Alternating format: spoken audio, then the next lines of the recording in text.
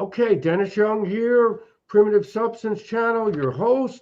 And I want to thank everybody for coming on, watching. We've done over 100 interviews now with great artists, musicians, authors, etc. And another great artist today, Elliott Sharp, who's been an American contemporary classical composer, multi-instrumentalist, right? Performer, visual artist, and over 85 records. So Elliott, thanks for coming on board here.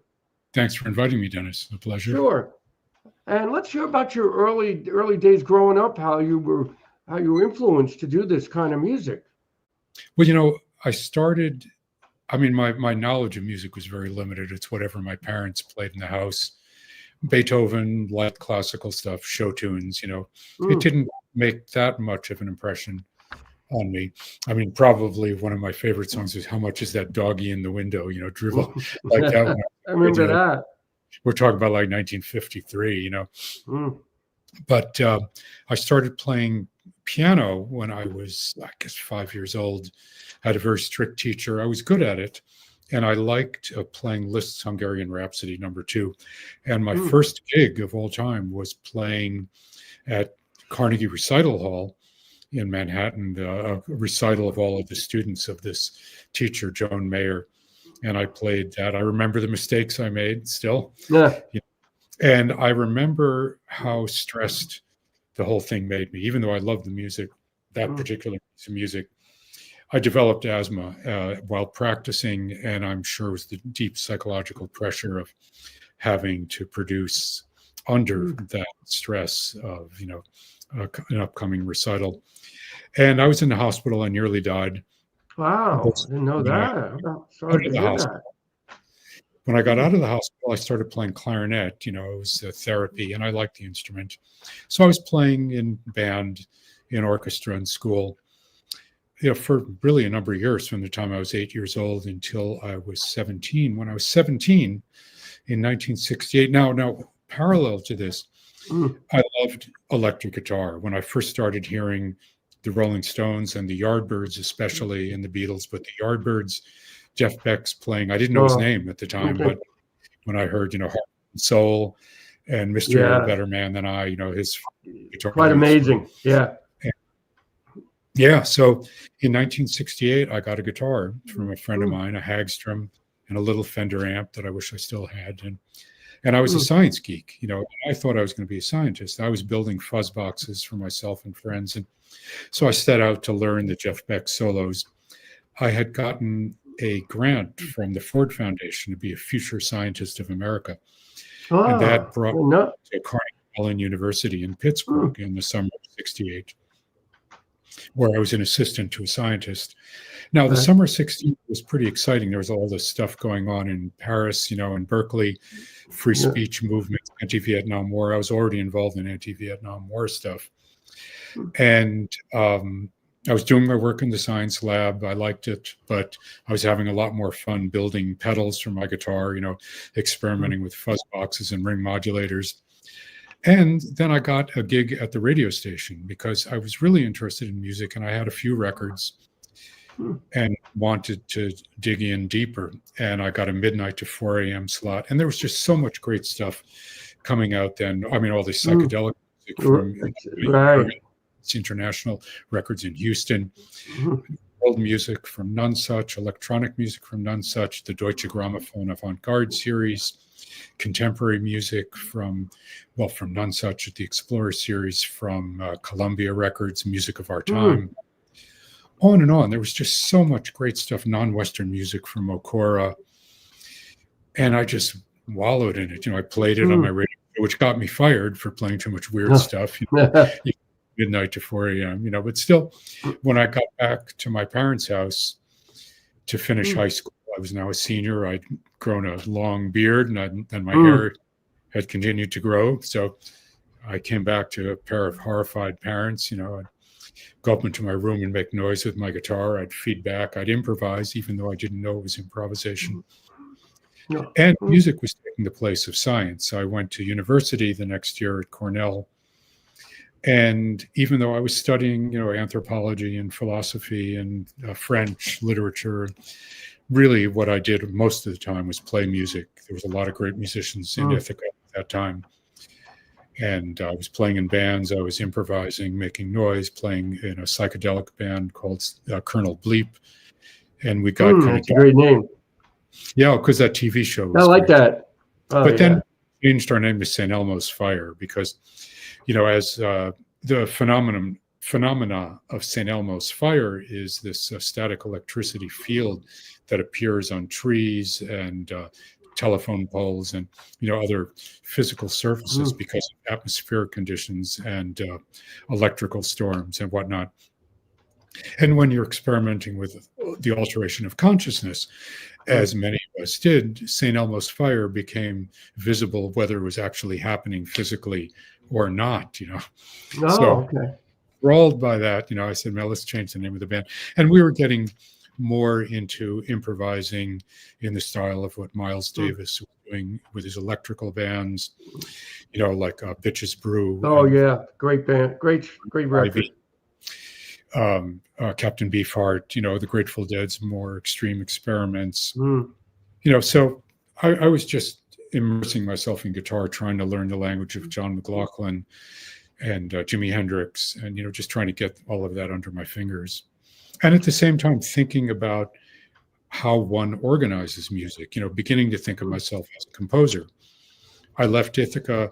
I went to Bard College to study composition and began to develop my ideas about algorithmic composition, although I didn't know to call it then, but basing compositional ideas on instruction sets, on natural forms and processes that I would observe around me. I was at Bard College. Oh, okay. Hudson River, and so I had a great dog, and we'd go out every morning at sunrise down to the river.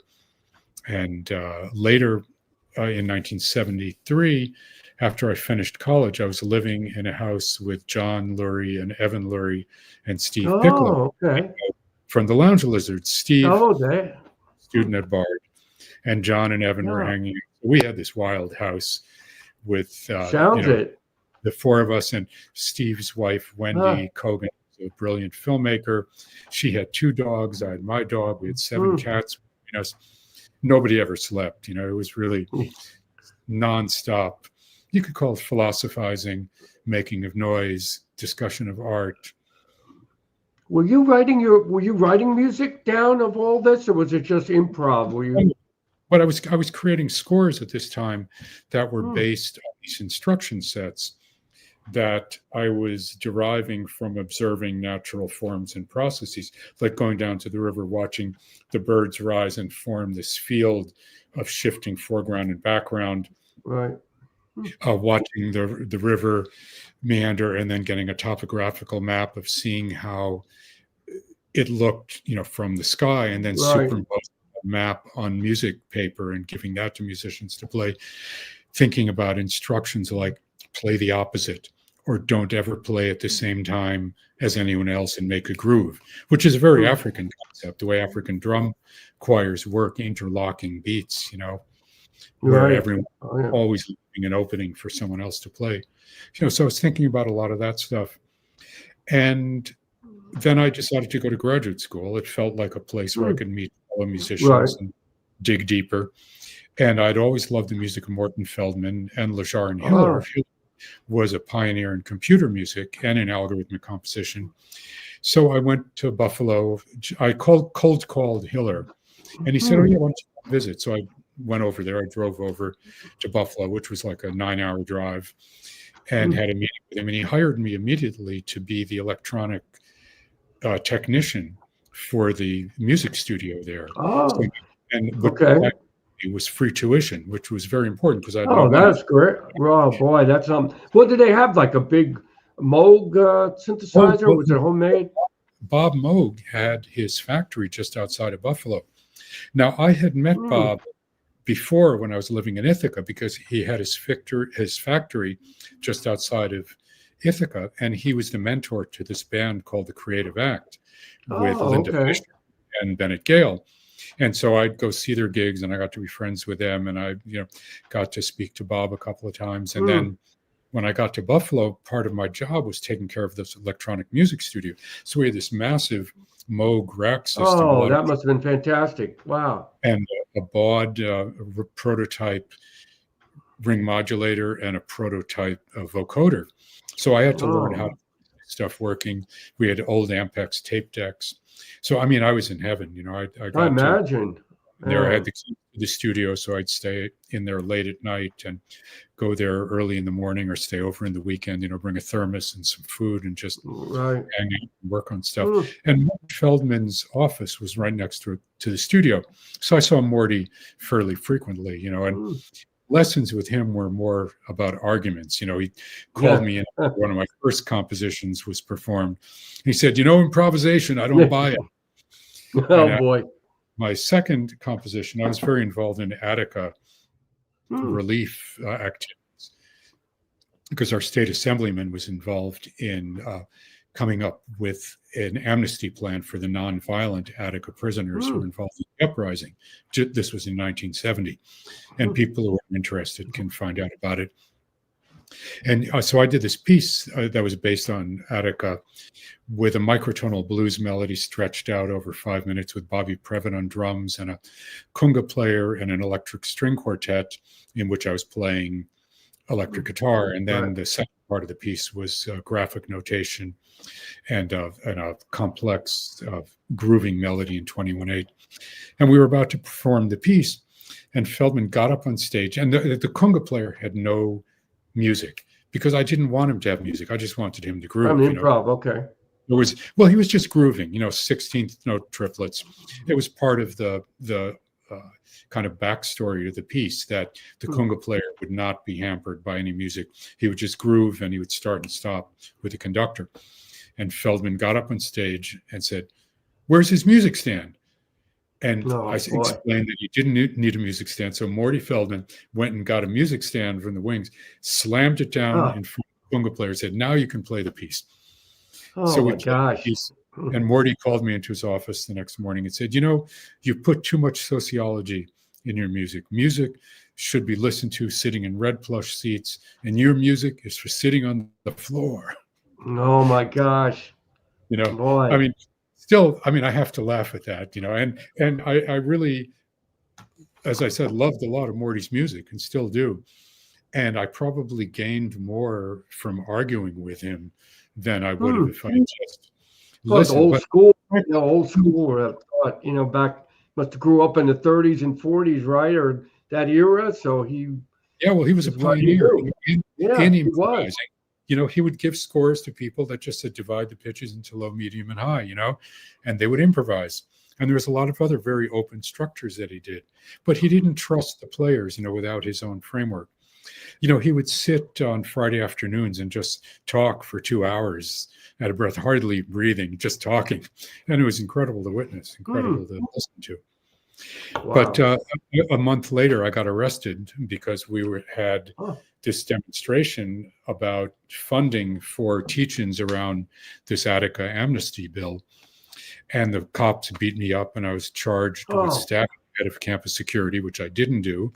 They were asking 35 years to life. Eventually, I got them not charging me in exchange for me not suing for false arrest and police brutality, So did you go to were you in jail for a while? Just for a day. Okay. And then we were out on bail. There was a bail bonds person, but we weren't allowed into the niceties they talk about, phone call, or they took my glasses away and my shoelaces and belt in case I wanted to hang myself at Alice's restaurant. So no one knew we were there, as far as I could take. Finally that afternoon, we weren't allowed to use the toilet or see a doctor. I was hurting. I couldn't walk for a couple of days because they smashed my knees with nightsticks. Yeah, it was something. Wow. But in a way, I feel like everyone should experience that. As my lawyer said to me, we got the people involved in the amnesty bill got lawyers and bail bondsmen for us. So that afternoon, when we arrived at court, handcuffed and shackled, and I pled not guilty. and we were bailed Mm. out, with and my lawyer said to me, said, well, okay, you're out, we'll meet. Said, you're lucky you're not black. If you were black, they would have killed you. And I have to Oh say, my gosh. that's America. That was Buffalo Yeah. is still in most incredibly right-wing places in New York State. Elise Stefanik from Buffalo, Trump's Yeah, darling. well, I don't want to get on. right. So Yeah. And then, it's better so to when talk did- about. yes. When did you move to New York? When was that move? When did that happen? I moved here in October '79. After Okay. Buffalo, I stayed there after I finished all that nonsense, with the court, and I was suspended from campus, by the president. Then I went back and I was a teacher. I was an adjunct professor for 1 year in both the American Studies department and the music department. So I'd gotten my master's degree. Okay. And that was sometimes interesting, sometimes a drag. I taught a course called Music and Culture, non-Western music and performance practices. And we had a lab in which we improvised and jammed and talked about music. And there was a lecture where I talked mostly, but there was some discussion. Most of the kids just kind of sat, didn't react too much, But that was a great time to be in New York, though. I mean, Oh, that 79. In Buffalo, Yeah. Buffalo was never a great time. There's certain things I'm fond of about Buffalo, but then I lived in Western Massachusetts for 1 year because I had to make the place nice after Buffalo. And a buddy of mine who we started Zor Records together with in 1977 in Buffalo said, man, let's go live in Western Massachusetts. It's really nice. There's a lot of musicians. And it's true. I went there, met and hung out with Marion Brown, met Archie Shepp, Michael Gregory Jackson, a fantastic musician who's still a friend, was living there. Oliver Lake, I met Marty Ehrlich. You're really great people. And then I was ready to move to New York. I found out about the No New York record. I had a band called Human Error, which was with a synthesizer. Okay. And we were inspired by a mix of like noise and Kraftwerk and other electronic dance music and free jazz and psychedelic music. And we put out a bunch of stuff. And you can hear the Human Error music on the Zor campaign. Okay. And did you play? Did you play clubs in the city like CBGBs and? When I finally moved here, I saw the pictures of the musicians on No New York, and I listened to what they were doing. I said, "Man, this is what we're doing." And while I was still in Massachusetts with the Scientific Americans, a band I used to play as a guest with, we opened for Pere Ubu and DNA. So they were great. Yeah, so I got to meet them, and then when I moved to New York, I was staying in a friend's place, and I found out she was subletting her place from Jody Harris, the guitarist in DNA. She was from the guitarist in the Contortions. And when I arrived at her place that night, I got to the elevator, and the very first person I met in the elevator was Dave Hofstra, the bassist. And he looked at me and said, "Who are you?" And I said, "Who are you?" And he told me he was Dave Hofstra playing with the Contortions. And I said, "Bang, I'm in the right place." Man. So almost immediately, and I'd met a few other people before. I'd met Bill Laswell. I'd played at a festival in Boston the previous summer, organized by Giorgio Gamelski, the great producer. Oh boy, everybody knows Giorgio. Giorgio was incredible, man. I really, Giorgio, he was such a great person, and Giorgio loved to connect people. I played in this festival, and he said, I had a solo set, and then later he said, to Mark Kramer, who was then Mark Kramer. Right. Kramer, you and Al, go out and make something beautiful, and so we just went out there and made a bunch of noise together. But that's where I met Bill Laswell and Michael Beinhorn and Martin Beasy. They were all on that festival too. They were Zoo Band. They were the New York Gong. Yeah. So I met a lot of people before, and when I moved to New York, of course, Steve Piccolo was there, and he brought me around to all the places and said, introduced me to doormen so I could go in for free, because I was very great. Yeah. in New York with very little money and was gone soon. But I was pretty much working within a month. I was working with a dance company called the Improvisational Dance Ensemble through the intervention of another friend, a percussionist, Greg Ketchum. And I was starting to get gigs through various people I met. I mean, sometimes I'd play 4 gigs a night. I might accompany a singer. I could read on bass. So I was working as a bass player for Michael Musto's band, The Must, which was okay. a Wow. neo Motown band. And that was fun because we were playing big clubs, and I got to play all those great Jamie Jamerson bass lines, and I brought Mark Miller in on drums. So we were like the two musicians in the band, but we played all these big showbiz places, wore pink velvet jackets with black. Oh, that's great. With black velvet trim, you know. And it was fun. Talk about your first record, Residence. Residence, is that what? The first one was Hara, H-A-R-A. Oh, okay. Which was David Fulton and I, acoustic duos. I have to remaster that and release it. It was acoustic duos, free improvisation, but we always kept a compositional framework in mind when we improvised. And so that was the first record on Zor. And then the second one, I lived in Massachusetts, was Resonance. Right, which sets of pieces for fretless electric guitar and electric guitar, soprano sax, bass clarinet, tenor sax. And then when I moved to New York, one of the first things I did was call up a few record labels. When I was living in Massachusetts, I sent cassettes of Human Error, this project I had. Right, okay. This Jim Whittemore. I sent that around. One of the labels I sent it to was Island Records, because I loved what Island was doing on Antilles, you know, the Brian Eno stuff. Right. Oh, yeah. Dub, Roxy Music, was it 801, you know, the project. Oh, great. I've interviewed those guys, Manzanera and McCormick. So So the first morning I was in New York, I called up Island Records, and they put me through to Mark Kamens, who's the A&R guy. He said, "Oh man, I loved your cassette. Why don't you come in?" So I went in the next day and I gave him some more recordings. And he said, "Man, just let me keep making stuff. I want to hear." And that eventually led to him producing a recording session for me with Philip Wilson on drums. And Philip was one of my favorite drummers from his time with the Art Ensemble of Chicago and with the Paul Butterfield Band. I used to see the Butterfield Band a bunch when Dave Sanborn was playing incredible stuff. Philip Wilson on drums, Bugsy Moff on bass. What was his name on guitar? It was after Elvin Bishop had left on guitar. Anyway, great band. And Philip, before I moved to New York, I came down to visit Piccolo, and he brought me over to Tier 3, which became one of my major hangs. We played there. That was a great place. And that's where I met Philip. He was playing with John Lurie.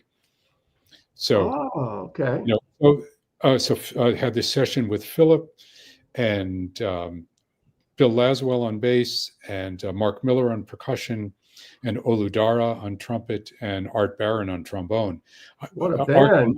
Incredible musician who had played with Duke Ellington, with Stevie Wonder. He used to come up to Bard to Bard to play with Roswell Rudd, who was my teacher at Bard. And you know, of course, Roswell steeped us in Duke Ellington and Thelonious Monk, and you know, so I got to hang with Art and play with him. And so, of course, he was one of the first people I called. So I felt like I was being, you know, falling into all these different circles, not yet into contemporary music, but playing, you know, kind of punk funk and doing free improvisation over at Studio Henry with Mark Miller and Wayne Horvitz and Charles K. Noyes and John Zorn, Polly Bradfield, and who else was playing there? Boy, Jim. You played with so many people. It's really incredible. It was social. You know, that's the thing. Yeah. You hung out, you met people, you played with them. And then one day, you know, someone's saying, "Hey, man, I have a gig in Germany. You want to do it?" Say, "Sure." So next thing you know, you're going to Germany. Or I'd play at a club, and there was no one there except 3 people. But one of them was a journalist from Vienna who said, "I'm helping organize this festival. Do you want to come to Vienna, Austria in 1983? And that became the core of my first big European tour. And I was playing solo and with the group V Effect. And we played all over Europe, Switzerland, Germany, Czechoslovakia, Austria. Wow. Yeah. And you were playing clarinet and electric guitar, or was it what instrument? Clarinet, soprano. Okay. Because that was the setup I could tour with the most easily. I had a road case that would fit the guitar and the bass clarinet, and then the soprano sax I could carry on my shoulder. And how many effect boxes did you carry? Did you have a In these days, not much. okay. I was trying to do this thing where I wasn't using any digital processing. So I just really had a distortion and maybe a compressor, but really keeping it simple, using open tunings to work with harmonics and tuning systems Mm. based number series, and a lot of extended techniques. I was doing double hand tapping since the mid 70s, really approaching it like an African polyrhythmic thing Oh, rather okay. than an instrument. And Were so I you, was doing that. oh, that's neat. Were you listening to Fela at all? Remember Fela? Did Oh, of you? course, I love it. Yeah, we That love that Fela. that song ITT, Oh, yeah. International. Yep. We used to play that in the Scientific Americans when we opened for Peruvu and DNA. Oh, that Like must have been such great. a good groove, yeah. Can I briefly ask you about playing on our record here? Oh Do you yeah, remember well that? Do you remember that at all? yeah, It was you played a great I-sharp, fantastic clarinet on that. I remember you a little bit, but everything went so fast in that yeah. recording session. How did you end up? How did you find us to play? Was it Ed Bauman? Well, it was Ed, but Al Diaz was also in my band ISM, Oh, that's and, right. and so we, Forgot about that. we split a number of gigs. I remember playing with you guys in Tompkins Park and Right. a couple of other places at Dorinka one time. I'm pretty sure that place on First Street, really great basement performance space. Oh, okay. And so it just seemed natural. And Ed was a friend of mine. Like Ed hooked me up with Adrian Sherwood. When I first went, my Oh, first okay. trip to the country outside of Canada was going to London in 1982 because Glass Records was putting out that music that Mark Kamen's produced. And I should say Okay. also, an amusing aside, Mark Hmm. produced a recording with Philip Wilson and Laswell, and Mark was a DJ at Danceteria, so he would have me come up to the DJ Hmm. booth at Danceteria, and he would play records for me, and say, watch what happens with this groove, Right. and this girl that used to dance in front of him, and she'd be in the booth hanging out, and that was Madonna because he was Oh, producing. how about that? That's pretty I mean, neat. it's seen, all these disparate things, and I went on to my multi-platinum success, and she went on to obscurity as a contemporary music composer. That's Funny amazing. how the world works, yeah. That was But quite a club. That was quite an amazing club. yeah, We no, it loved was great. playing there. And Yeah, the clubs were so alive back then. It was just such a vibe happening in that period of time. because people wanted to be amazed. They wanted to have the top of their head taken off by music that they had never heard before. It was exciting. It was Yeah. also at the time, like a Danceteria, when it began to deteriorate because of that song, Last Night a DJ Saved My Life. Remember that? Okay. Oh yeah, forgot about that song. All of a sudden, DJ culture took off. And of course, I loved what DJs were doing. I mean, it was great. The early days of mixing and Grandmaster Flash and the early Oh days yeah. of, hip hop and all that. It was really exciting. Public Enemy.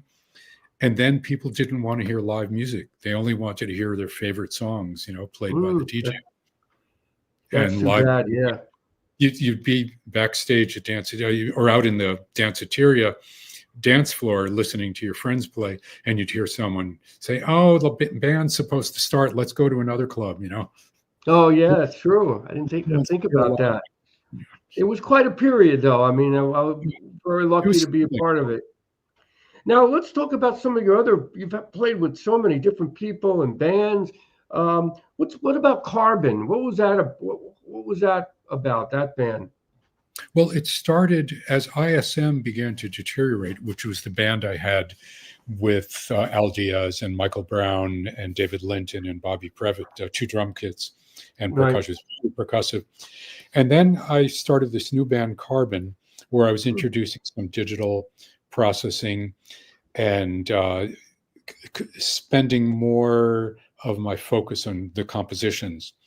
And the first Carbon record, no, that was the first ISM record. The first Carbon record, I was working a lot with number series with Fibonacci numbers. So I had, again, David Linton, Bobby Previtt. Who else was on that? Diana Meckley doing digital processing. Leslie DeLaba on trumpet. Mark Miller, Charles K. Noyes.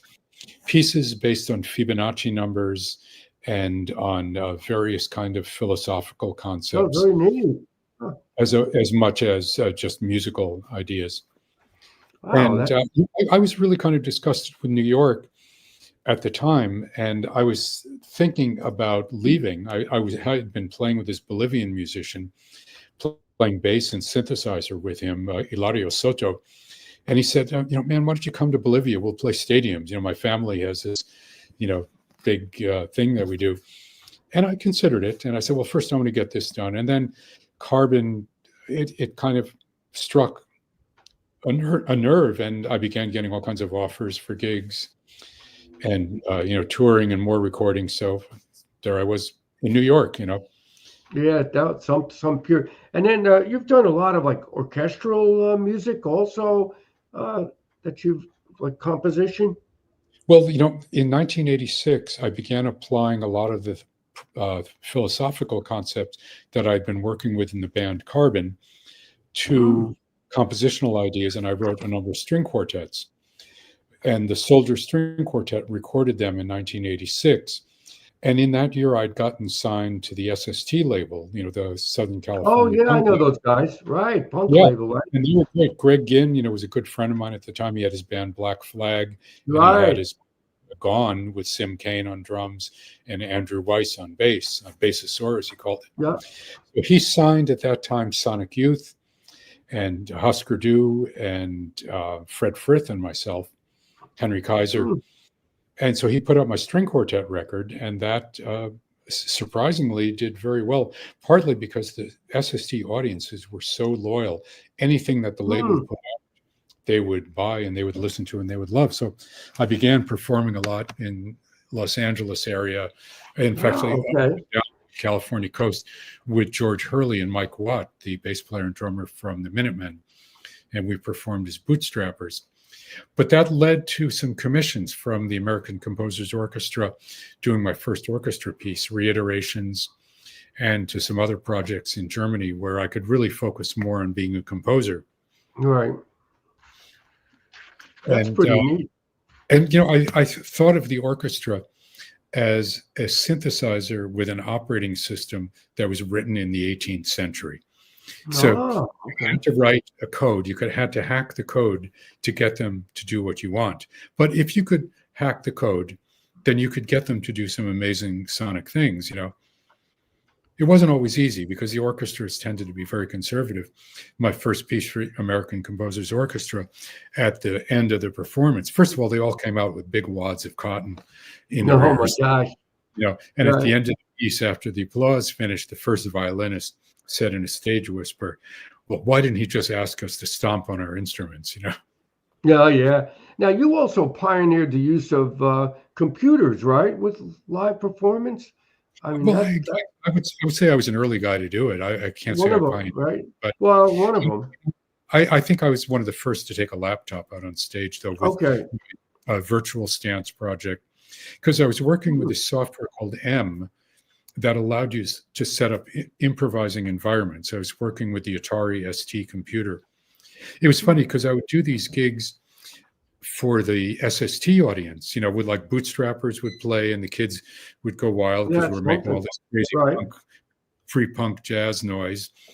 But then I'd come on stage with a computer and it was just as intense, this, atonal, weird kind of electronic dance music that was really super jagged and noisy. And they'd just be like, what the fuck, because that's great. Computer, not electric guitars and bass and drums, That's something. And then, well, to be on SST, I mean, that was quite a bold move by them to have you there on that label. It's great. Well, Greg was really open-minded, and he grew up listening to free jazz. He'd go to the Lighthouse in Hermosa Beach and listen to Elvin Jones and all the other free jazz that was happening then. So Greg, really dug it. And you could hear in his own playing that he had a very non-traditional approach to guitar playing. I mean, we were very good friends. I used to stay at his house and we'd jam, improvise together a lot. They called it jamming, Yeah. Oh, yeah. Now, are these records still available? Can you still get these?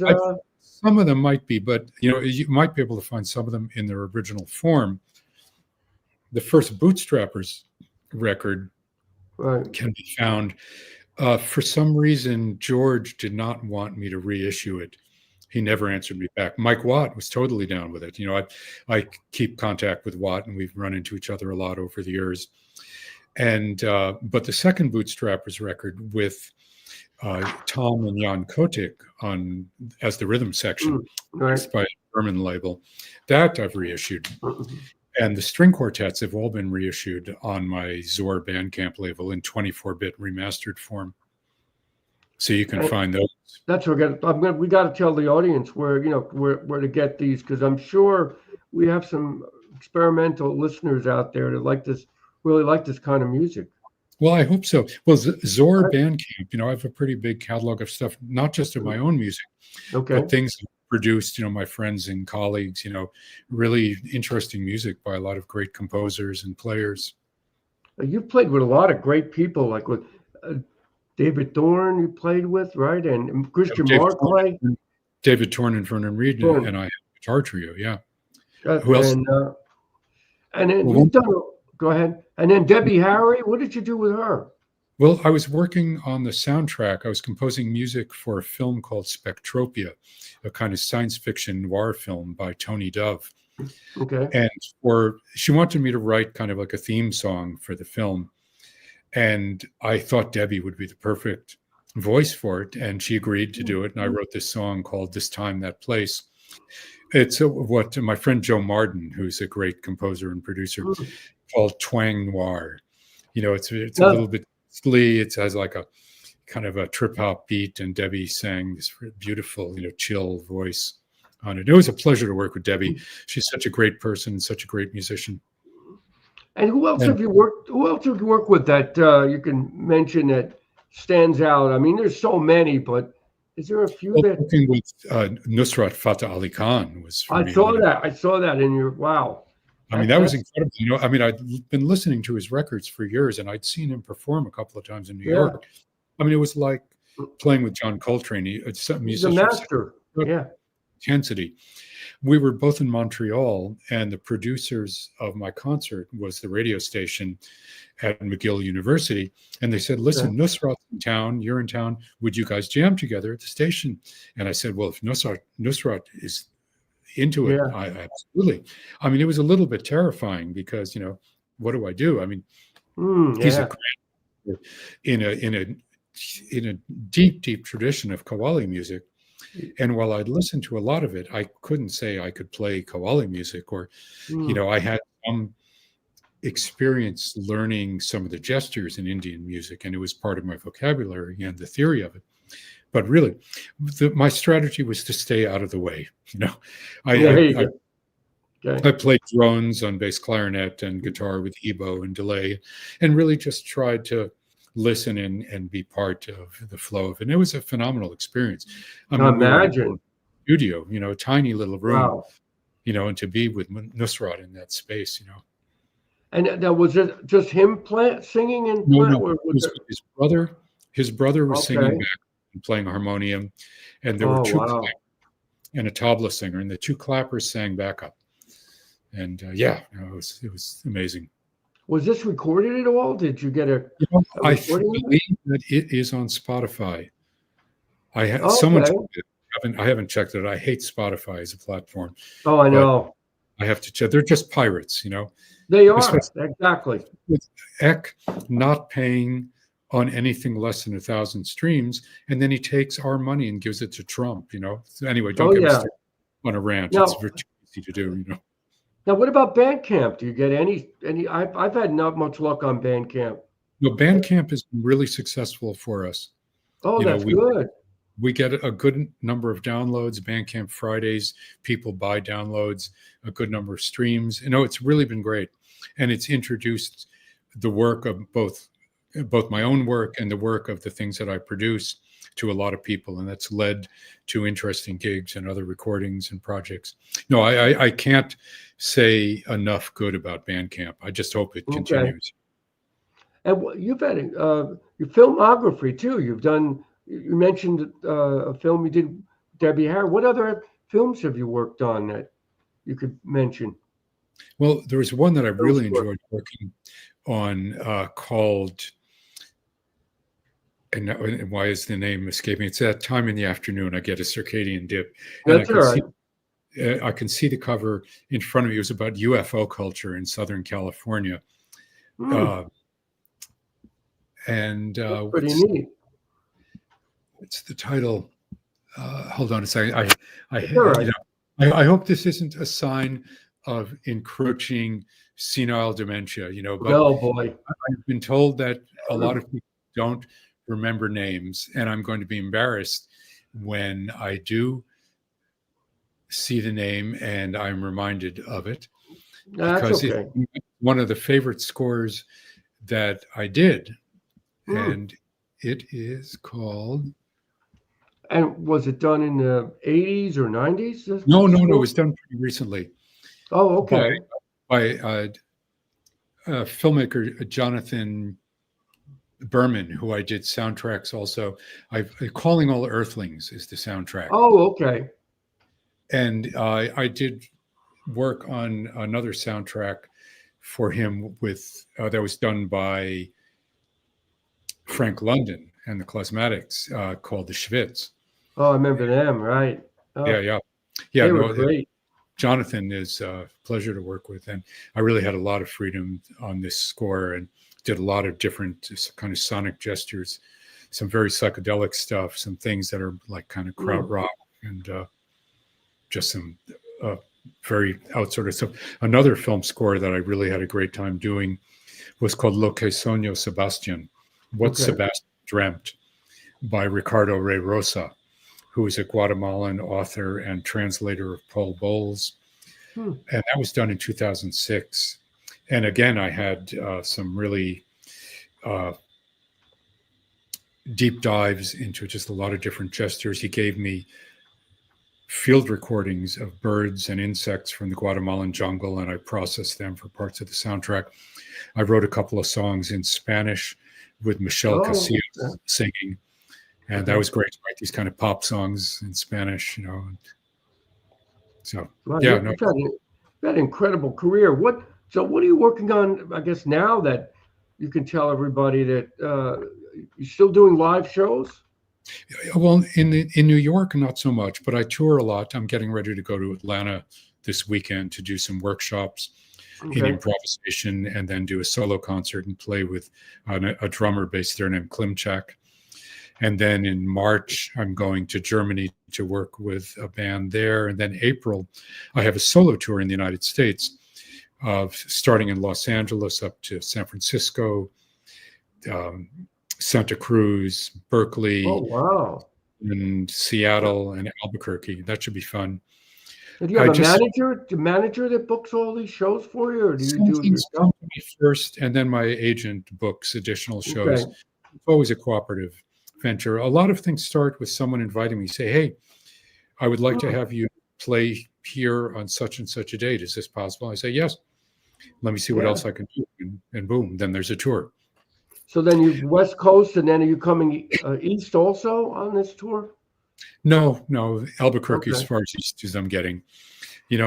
It's in November. I'm going to be doing some touring in New York and in New England, and I hope other places, because I have a new book coming out. I should say, just as a plug for my last book. Sure. Go ahead.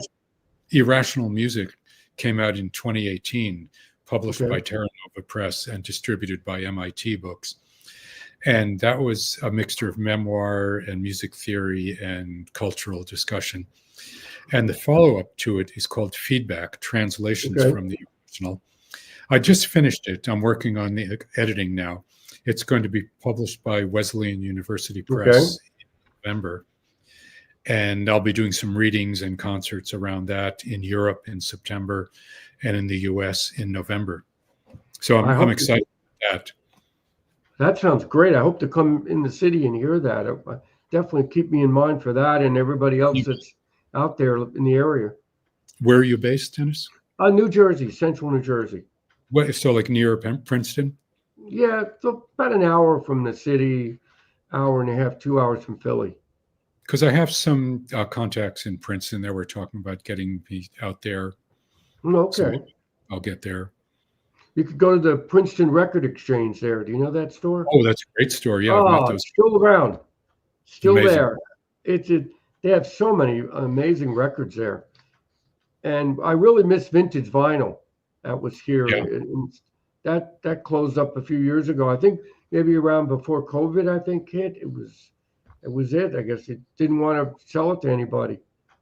Well, record stores and guitar stores were so important, not guitar stores like Guitar Center, but the little guitar stores, because they were social places. Record stores, especially because you'd meet other people who were into the weirdness that you were into. And I don't know how many bands started over some bin of, obscure experimental electronic music. And that next thing you know, you're playing a show together, And people still want to touch vinyl and play it. It's just a group of people that are still really into it.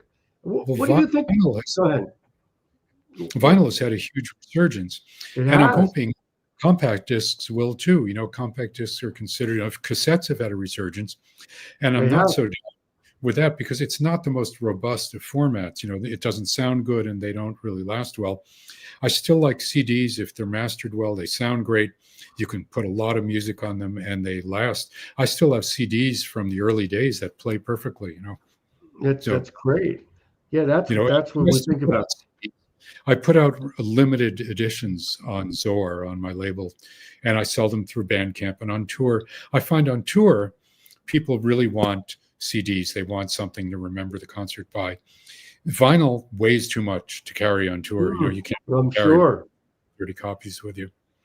But that's when to put out the physical product. When you're touring, you're right. That's when people want to buy the product, buy your music. I was really surprised. In October, I was doing concerts in Italy and Germany, and I had 2 concerts in Italy, and almost everything I brought with me sold out. And so for my last concerts in Germany, I had almost nothing with me. I was shocked by how well stuff sold, and it seemed to increase. For a while, people weren't buying stuff, and now they are again.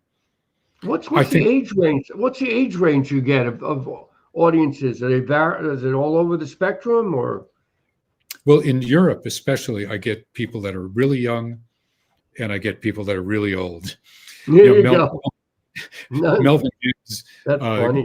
Melvin, the great bass player, and we had a tour with Swiss drummer a couple of years ago, and we were laughing. We were playing shows, and we said, "Man, what is this? The AARP tour?" Oh my gosh! But a friend of mine who wrote for the AARP Journal says these are the people who still really support the music. They pay for music. They buy albums. They know the music. They don't, because of Spotify and streaming, it's gone back to being a singles culture. And, I like long forms. I like making albums where you have a narrative arc that goes across the whole piece. And in that regard, one of the things I've been working on mostly in the last years, since 2009, is opera. My partner, Janine Higgins, is a fantastic video artist, and her video work is an important part of our operas. She creates set and setting in the operas. So we can go and do an opera with 2 laptops. We have live performers. It can be a gallery. It can be a huge industrial theater. Wow. We just did our Beethoven opera, Die große Fuge, in Germany in 2022 and at Roulette last June. We just got an artist in residency grant at Harvest Works to begin work on our next opera, Substance, which is about the philosophy and life of Baruch Spinoza. For me, one of the most important, the first modern philosopher, one of the first to think of mathematical infinity and to kind of create the manifesto of atheism, which I'm completely down with, Yeah. But that's something. That's one thing. I don't know much about opera. That's the only thing, but it's just such a emotional type of music. Well, and it's also something that is not just music and not just an image. It's really dimensional. It's alive. We have live singers. There's nothing like changing the air in a room, and the best way to do it is to have live instruments. Absolutely. Speaker is great, but it's you can have amazing stuff. But to me, combining that with live instrumentation and voices, because in my operas also, I'm always expanding what's happening live with electroacoustic, processed music, Okay. computer, and so I'm working with the voices and transforming them sometime in real time, sometime in advance. So they're played together with the videos. Sometimes there's dance movement, but it's like if someone gave me, $20 million to make a feature film, I would love to do that. But no one's giving me $20 million to make a feature. Closest I can get is to make an opera, which I treat in a very cinematic way. I'm not interested in traditional operas. I'm interested in creating a narrative form that has abstraction that isn't necessarily, A, B, C, D, E, and someone gets killed and they sing for 20 minutes, Now, is the Met still around where they have operas? Is that still going? They are. They're not interested in what I'm doing, Yeah, that's funny. Because my great aunt and uncle, they had season tickets, so they would go every year to the Met. Yeah. It would be. I love the staging of opera, and in Europe, it's especially ambitious. Most American staging is pretty stodgy. Like when they staged Carmen with a contemporary production, all the subscribers were like just completely in a snit, because they dared to change, the original look of the Carmen opera. Right. But I was working on an opera with the Munich Opera, the Munich Staatsopera in 2010 with teenage performers. And so the hotel was right across from the opera. So I got to go a couple of nights a week. So I got to see a lot of contemporary opera and classic opera too, Donizetti and Mozart and Wagner. Man, watching Wagner in Germany is an experience.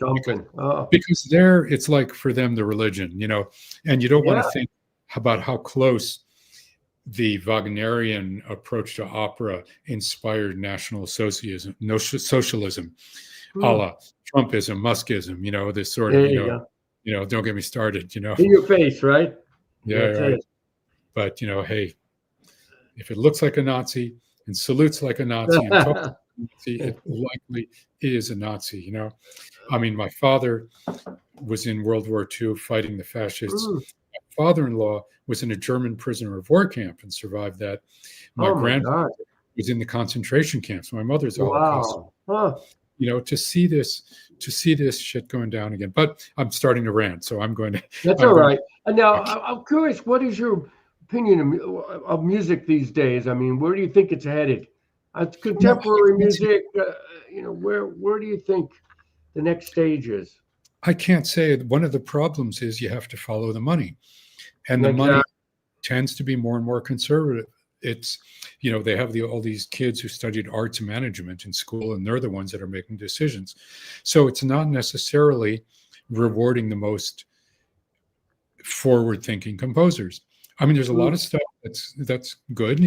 There's a lot of really brilliant composers out there. There's great musicians out there. The technical level is increased. I always hope to be blown away. I see stuff that I like. I'm certainly not going to be, curmudgeonly about it, but I rarely have my chemicals change about it. Maybe I'm too old. Maybe I'm jaded from having seen too much. I mean, I've met Jimi Hendrix. I've seen, Elliott Coleman play how many times, Sonny Rollins. I mean, Xenakis, Boulez, Boulez, I watched him conduct. I like that more than his music. But Xenakis, Boulez conducted Stravinsky. Now that was fantastic. Oh my gosh, that's something. So much mind-blowing music, Yeah, and that's the problem. What it is. I want my chemicals changed, and I feel like people aren't trying hard enough. No, well, there's so much. It's such an overload of music. There's great music out there, but you have to find it, and it takes so much time if you don't know what you're looking for. Now, if you hear about a band and they say, okay, this is a great band, you look it up, there it is. But if you're looking, it's not easy. Yeah, and in the contemporary music world, so much of it either sounds like the music of 100 years ago, or it's subscribed to the minimalist aesthetic. And there was some great minimalist stuff in its early days that I like. Steve Reich's early pieces, Philip Glass's early music, and a lot of the electronic music was kind of parallel with and inspiring minimalist stuff of what. Right, I agree. Subotnick was doing in the early days, in Akas's early music. But most of the minimalist music I hear is just sort of nice, you know. It doesn't that's change true. me. It doesn't, you know, get my heart pounding. It doesn't get my blood boiling or my head expanding. You know, I want my chemicals changed if I'm going to invest the time in going to hear something. That's true. And if you're going to invest in the record, going out to see somebody and buy the record. Otherwise I would just rather stay in the studio. I'm a workaholic. I would rather stay in the studio and work on music, work on sound, building instruments. I do a lot of building instruments. Oh, okay. I just finished one a couple of days ago that I called the Ribimba. The name is a combination of marimba, mbira, you know, the African thumb and umbrella, because I made it the tines of this giant umbrella that Janine left here, and it was broken, the umbrella. So I took the ribs of it. So Ribimba, that's part of the name too. Oh, that's a great name. And mounted them on a piece of 2x4 with a piezo microphone. Right. And it sounds great. It sounds nothing like I expected it to sound. And you're going to be putting this out on your label with that instrument in the near future? With it. You know, I'll make some samples with it, you know, and make some loops, and then also work on playing live with it, or making some improvisations and then making loops. I have to figure out what to do with it. Well, Elliott, this has been quite an interview here. You're quite a pioneer. You're doing all this music. It's fantastic. Well, I just try to survive, you know. That's it. Well, you know, part of it is that the Edgar Varese quote, "The contemporary composer refuses to die." You know, there you go. That's you. Anything I can try to do to, you know, if it means going out on tour and playing Thelonious Monk compositions, I love doing that. I'm happy. If it means going out on tour, doing my own music or my opera is great. Or if it means teaching, going out on tour, reading from my book. Wow. A gig's a gig, we say. You know, we have to survive. Well, that's true. Well, send me over the links you want me to put up for the description, and maybe we could talk again sometime, because you've got so many great stories and such a history of music. It's been quite a delight to talk to you. Well, thanks, Dennis. It's a pleasure to see you again. Oh, great. Yeah, same here. And I really enjoyed you playing on our record, and it was really unique. And I was playing, I think, marimba with your clarinet on that song. It was a song that was really different. And I think we played it live a couple times. We did, definitely. That's it. At Danceteria, for sure. And because you were part of it, I believe. I'm almost positive one of the gigs we split was Liquid and ISM, because Al was both things. Al was great. Al played on a lot of our shows. I ran into Al on the street not long ago, which was great to see him. Yeah, he was one of the first interviews I did, was with Al. Oh, cool. And of course, even before I met Al, I knew of him through Samo. Because that's it. Okay. That first night in New York, when I met Philip Wilson on John Lurie's gig, Basquiat was playing with his band Gray at Tier 3. They were opening up for Lurie. Yeah, we saw Basquiat at some of our shows. You know, he was there. Yeah, well, and my very first night in New York, not the very first night, the second night in New York, I went to Mud Club. Okay. Because Branca was playing with his band, with Barbara, the Static, with Barbara S. Okay. And I saw this guy dancing over in the corner. And I asked my friend who brought me there, "Who's that?" And she said, "Oh, that's Jean-Michel Basquiat." Boy, if you just got a drawing from him, or even a small little painting, you'd be wealthy right now. One painting, even.